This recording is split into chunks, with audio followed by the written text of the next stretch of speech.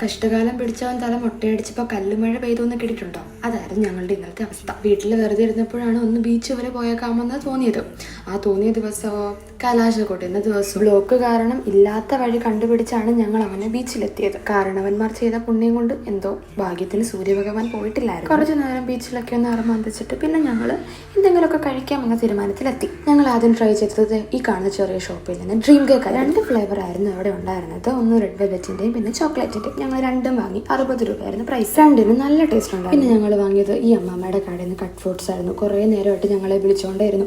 ആരും ആ കടയിലോട്ട് ചെന്നില്ല. അപ്പോൾ ഞങ്ങൾക്ക് സങ്കടം തോന്നി.